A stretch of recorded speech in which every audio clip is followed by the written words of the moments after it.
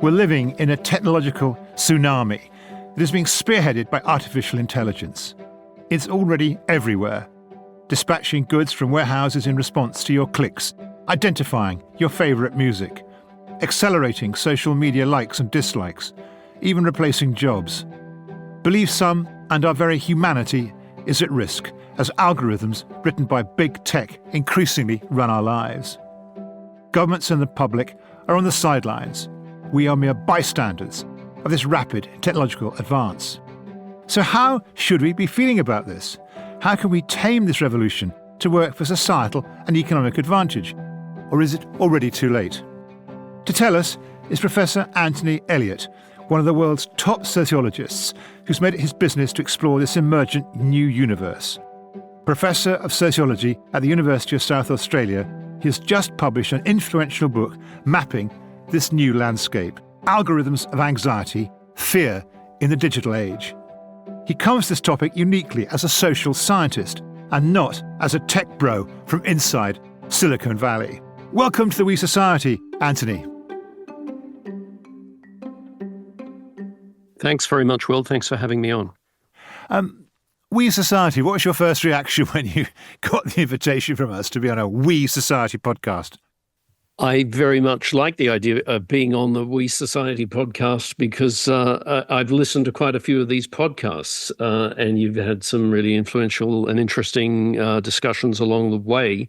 I suppose one of the interesting things in the context of what we're talking about on this episode is that, of course, the great technological tsunami, as I've come to call it, of the artificial intelligence revolution, really, I suppose, throws a bit of a spanner into the works for some aspects of the We Society. Absolutely. Let's kick off. Just how is this world of integrated machine intelligence, chatbots, predictive algorithms, kind of digital automation, how is it affecting our lives? I think there's the first thing to say on that is certainly in terms of the extensity of artificial intelligence. It's by which I mean its scale and its scope. Obviously, with something like AI, we all know because it's constantly in the newspapers. You can't turn on a TV program or flick on the radio without hearing some claim about how AI is going to transform our lives today. But in terms of trying to get a handle on its actual scale and scope, there are, I suppose, different ways of doing that. One way you could do that is simply by looking at the AI hubs. That's pretty easy to do. We know, for example, that they're in Silicon Valley, Boston, London, Beijing, Shenzhen. So that kind of tells us something about the kind of new geopolitics, I suppose, of the world. But part of my argument is that it's not just to do with extensity. It's not just the scale and scope of AI. It's the fact that actually AI goes all the way down. It's the intensity of artificial intelligence as to how it's regrooving our lives today. So by going all the way down, I simply mean that I think it affects increasingly everything, our identities, our friendships, our family life, sexuality, and the body. Big claims, Anthony, big claims. Let's just kick off with loss of agency and kind of constraints on personal freedom. Yeah. Why do you, isn't it enlarging possibilities rather than constraining them? So certainly, I think the only way to make sense of this technological tsunami, and by the way, in referring to that, I don't just mean AI. Obviously now it's principally AI, but it's got to be seen in the context, I think, of accelerating automation, of advanced robotics, of big data, of machine learning, deep learning, Industry 4.0 and on and on. This is a technological tsunami from wall to wall. And yes, Will, these are big claims, but at the same time, there's no doubt that society is increasingly now automating itself through the use of big data and through algorithmic recommendation predictions. We see this across public institutions and a vast array of industries. We see it in healthcare, banking, retail, services sector.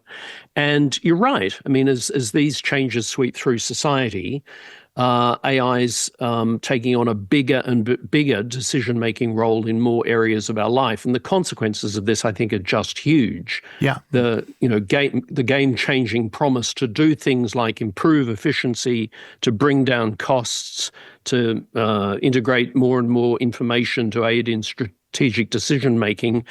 Lots of this is undeniably happening. I suppose one of the things I've been most struck by is all of these opportunities and gains are also offset with significant anxieties today now about the kind of serious flaws in the way that we're using much of this profiling data and the way it's sort of introducing biases and discrimination and various dubious predictions. Yeah. I mean, a lot of people listening to this will be thinking, well, I quite like it when I'm on Spotify. If you like this, then you might like that. Introduced to kind of music you wouldn't otherwise have listened to, or there is Amazon and same-day delivery. So there's lots of ways in which our lives are improved by this. At the same time, the Patriot Act in the United States in 2001 requires every tech company to provide data to the US government on request. So, for example, in the House of Commons, all our MPs use Microsoft 365. So every single email could be kind of AI trawled by Microsoft on the request of the US government. And that's a menace, which is not really talked about. I mean, how do you pilot your way in your work between these advantages and these menaces? I suppose one of the ways I've ended up doing that is it really came out, actually, the spur for this most recent book, Algorithms of Anxiety, came out of some work I did sitting as a member of the Australian Government Review of Artificial Intelligence, where I was hearing more and more evidence as to these global threats and the different risks that you've just highlighted about AI to the economy, especially. People are increasingly worried about AI robots taking their jobs, and understandably so. I must have sat through, dozens of these extended submissions from economists and policy analysts and industry leaders, each of whom sort of highlighted the growing threat of jobs going to robots. And that made me think that there was this really interesting contrast between much of the sort of hype of AI, these sort of radical promises to instantly transform our lives and in such beneficial ways, on the one hand, against this backdrop of the devastation that it was already starting to threaten to various job sectors. And that contrast, I think, is all too stark. But those issues have been largely discussed, at least I think in policy circles, internally to the sort of discourse of AI itself. So that's to say, policy experts have tried to explain the disruptive side effects of AI only by internal reference to artificial intelligence. So the matter's really been treated as a matter sui generis. And the more I reflected on these various submissions, the more I began to think that actually, I think there's something that cross-cuts all of these risks, that cross-cuts these divisions and these terrible fears and disabling anxieties that are increasingly spawned by AI, because we could substitute jobs going to robots for really any of the following, like, issues around algorithmic bias or the automation scandals. I mean, in Australia, we've had the robo-debt scandal, you've had the post office scandal, or the massive controversy over AI ethics and governance. So I think that it's probably some of that work that really prompted me to try to think in a deeper way about what's going on at the current juncture, and why is fear? Why are more and more people anxious about the age of AI? You are saying, though, it's Kafkaesque in the workplace. I mean, it's quite dark. Some of your reflections. Some of the reflections are dark, but I think that probably reflects some of the anxieties. I mean, we're in an age now where people seem to. I mean, there's an endless menu of fears. People are worried about, it's information overload, or social media's harmful effects on teenagers, or people are fearful about ChatGPT, or the metaverse, or fears about autonomous drones, about AI eroding privacy. And then you've got the sort of mother of all AI fears, the fear that AI could actually destroy humanity, the sort of existential risk of AI. So, the idea that AI could actually threaten an end to the world as we know it. And I mean, some of those claims have been advanced. It's not that long ago that Elon Musk was talking in those terms. It's Stephen Hawking, the late Stephen Hawking at Cambridge, highlighted the existential risks of AI. So I think there is a lot that's rather dark and disturbing the more you look into today's high-tech culture. I interviewed Professor Daniel Susskind for an earlier edition of the We Society, and he was kind of quite upbeat, really saying, look, automation is going to liberate humanity in the sense that there's an infinite wants and there's going to be lots of jobs to do, and in their free time, people can find a new meaning in their lives. I mean, what's your reaction to kind of Suskind's optimism? So I share aspects of it, but I'm not a full-blown optimist. I mean, as you know, Will, for a long time, the AI debate, or at least in its early stages, it sort of divided out between the optimists on the one side and the pessimists on the other. And that debate, whilst a kind of caricature, has taken us along so far. I think it's interesting because I think what's happened just even in the last few years, we're seeing this radical escalation and set of innovations, particularly in deep learning and machine learning.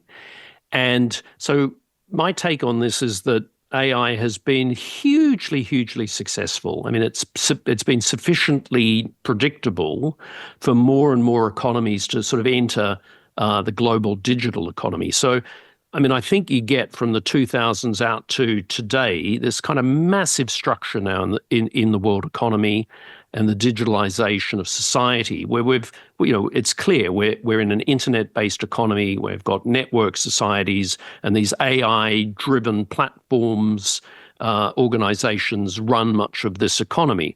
But I suppose my point is that at the same time that this is happening, at the same time you've got this growing digitalization of the world economy, you also get the beginnings of these global algorithmic system problems, where we get these sort of severe digital pathologies, such as novel forms of algorithmic bias. So I suppose I'm saying there's a sort of series of unintended consequences here. Anthony, give us an example of algorithmic bias that really worries you. Well, there's been no end to the algorithmic bias. I mean, we've seen this obviously, well reported in terms of court cases of parole decisions in the United States, where courts have been increasingly reliant on AI-generated predictions to make calculations about whether prisoners are deserving of parole or not.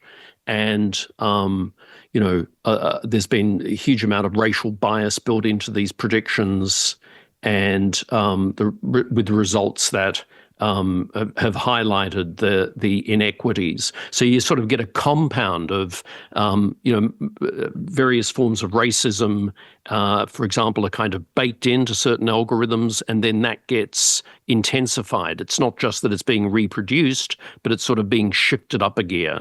And similarly, there are lots of examples in terms of public institutions also. The impacts here of algorithmic decision-making run amok are obviously, really serious, and I don't think we know enough about that. One of the reasons for the kind of founding of OpenAI, she's going now for kind of some years, with lots of ups and downs about its governance, lots of worries about whether actually what it was founded to do and to kind of make sure that AI work for the benefit of humanity is actually going to happen. But when it produced ChatGPT, 30,000 tech professionals signed a letter urging that AI was paused for at least 6 months due to the risk to humanity. Nothing happened. Was a pause necessary? And is it even more important now? One thing to say there is the signatories to that demand for the pause. It was a really striking letter, and I think it set out very cogently the point that we're facing a world of which there's no historical precedent. We've never lived in this kind of just-in-time digital kind of environment where our online life is increasingly starting to swamp aspects of our offline life.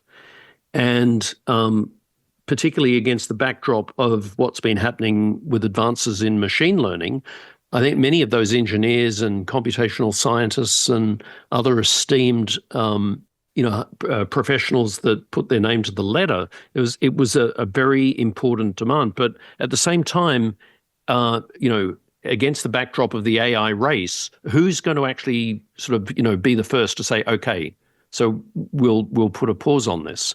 I mean, you couldn't really easily see that play out, even though there was such a demand. I mean, the only place where we're really seeing, I suppose, forms of the development of regulation and governance is very much from the EU.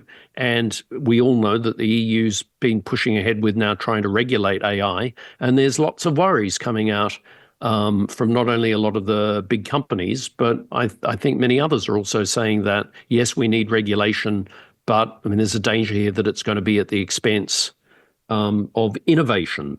And it's hard to see, I suppose, with the election of the Trump administration now in the United States, that at least on that side of the Atlantic, that there's going to be much interest in those sort of suggestions for a pause. If you like this podcast, you might want to listen to Know Your Place, What Happened to Class in British Politics, a podcast series from the Conversation documentaries. The relationship between class and voting used to be clear-cut in the UK. Labour for the working class, the Conservatives for the middle class. But not anymore. And Laura Hood, senior politics editor at The Conversation, has spoken to politics experts across the country to find out why the political class divide has collapsed. All episodes available now. Listen now to Know Your Place on the Conversation documentaries, wherever you get your podcasts. I like to argue that we're in a kind of about a third of the way into what I think is going to be a 50-year transition from the kind of analog world to the digital world. I mean, it's, we've got, but already the contours of this new universe is coming into shape. And you've been discussing it. And we did think when the internet was launched, I mean, kind of, it was going to be a greater share information, wisdom of the crowd, a kind of a utopia of kind of access to information. Instead of which we find Wild West. And I mean, don't you kind of, if you have, of course, the EU as it tries to, I mean, in their book Power and Progress, the two Nobel Prize winners kind of,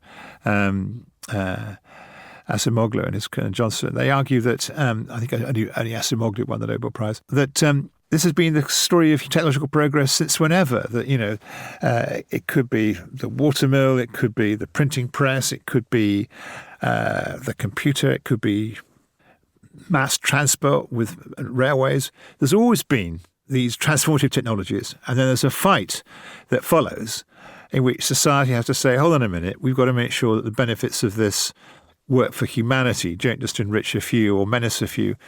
And of course, the regulators made mistakes when they tried to respond to that demand. But isn't it better for the European Union to make an effort to regulate, even if there are mistakes along the way, than just to say, let's have a free-for-all? Regulation and governance are absolutely critical in this domain. I suppose the question arises is because of the nature of these extensive and intensive shifts that are happening in society because of artificial intelligence, is whether the regulatory frameworks that are being applied here can in any way measure up to the challenges that we face. So by that, Will, I simply mean that do we not run the risk of a kind of tick box ethics being developed here? And it's a bit like the General Data Protection Regulation. Every time I'm in Europe and I see people sitting on trains trying to download an app, you see that finger swiping on the screen as you madly try to push down to the bottom of all the text coming at you in order to accept and to take the app. Now, we know that no one can read all that and no one could possibly process it or understand it all. And do we not run a similar sort of risk there? And I suppose that's the problem. I think that AI is such a game changer that the sort of inherited world that we have of traditional ethics may not adequately be able to fit and cope with this brave new world.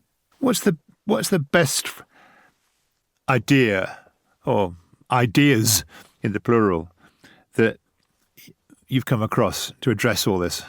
The former president of the European Research Council, Helga Novotny, in her book, In AI We Trust, which I think is a really significant book, makes the point that algorithms can make things, it can make happen what it predicts, but only when people actually follow its predictions. So I suppose what she's trying to highlight is that that algorithms sort of generate these self-fulfilling prophecies. Now, we know that Silicon Valley is constantly feeding us the line that algorithms now know us better than we know ourselves. And to the extent that we imbibe that, to the extent that we swallow that, and that we reproduce these self-fulfilling prophecies. So one of the most powerful ideas, I think, here is taking note of the notion that we ultimately risk being turned into predictive systems ourselves if we approach all of this uncritically.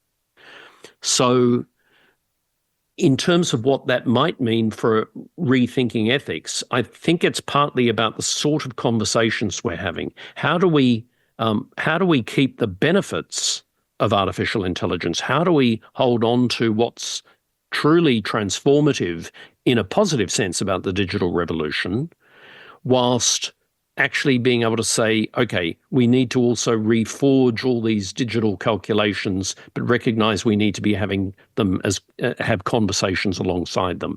That is, we need to shift away from the metrics and keep a focus on mutuality, which is surely an important point for the We Society.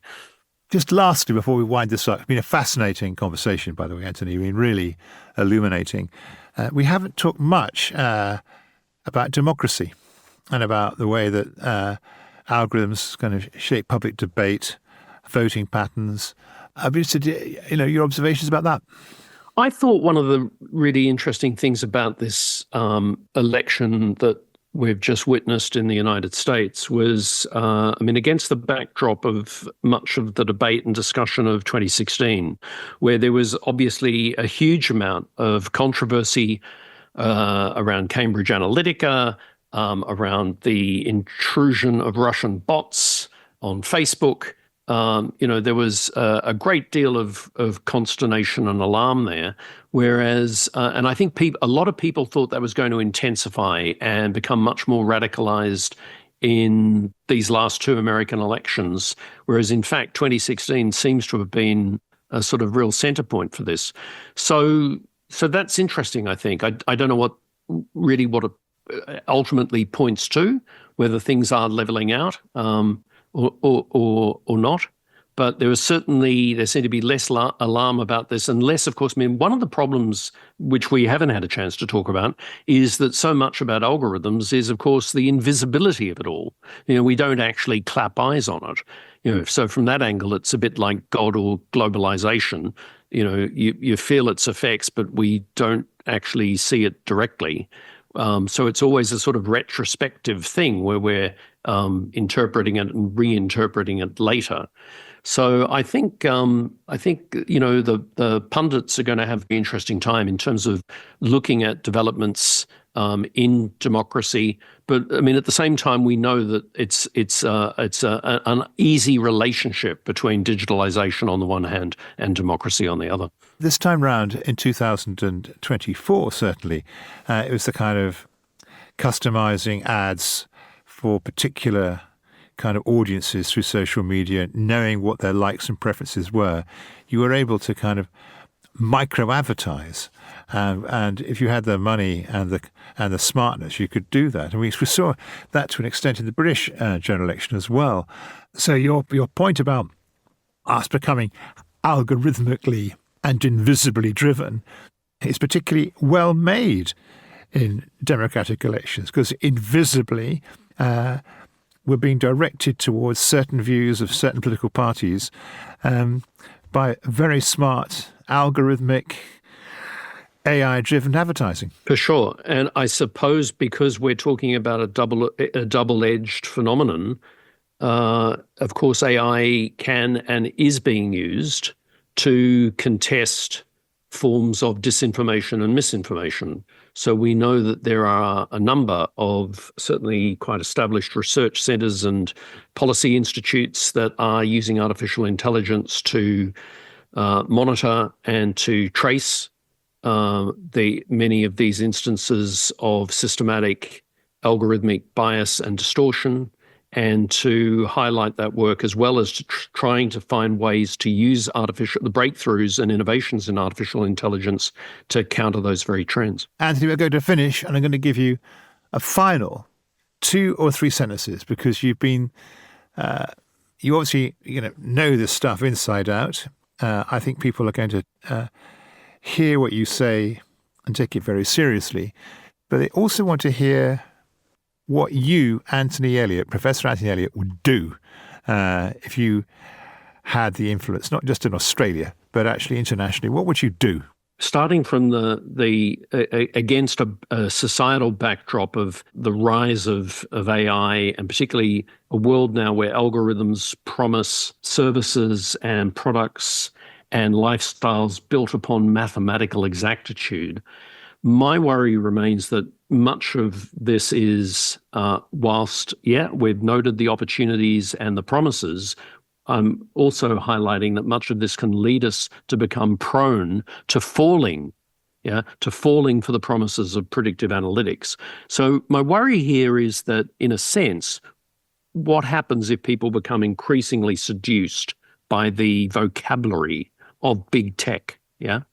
So in terms of confronting that, I want to see more public conversation. So, your podcast, what the Academy's doing in this respect, I think is hugely, hugely important.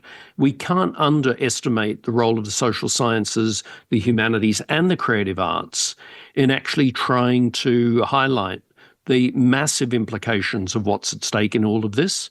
So I think we need more of these sorts of conversations. We need to find ways to have these conversations, certainly with policymakers, with government, and of course with industry itself.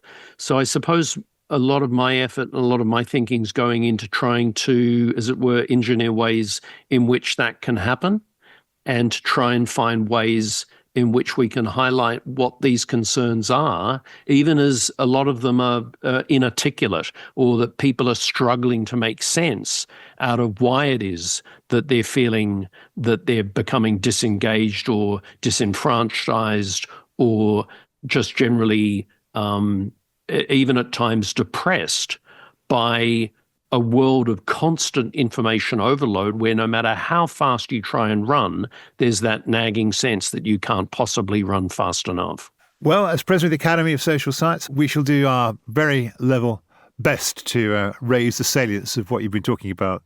Anthony Elliott, thank you very much indeed for a really superb overview of the threats of artificial intelligence. Thank you very much indeed. Thanks very much. Thank you so much for listening. The We Society is brought to you by the Academy of Social Sciences, who can be found at acss.org.uk. I'm Will Hutton, the producer is Emily Finch, and it's a whistle-down production. If you haven't already, please subscribe to the podcast, leave a comment, share with your colleagues and friends. Thank you so much for listening.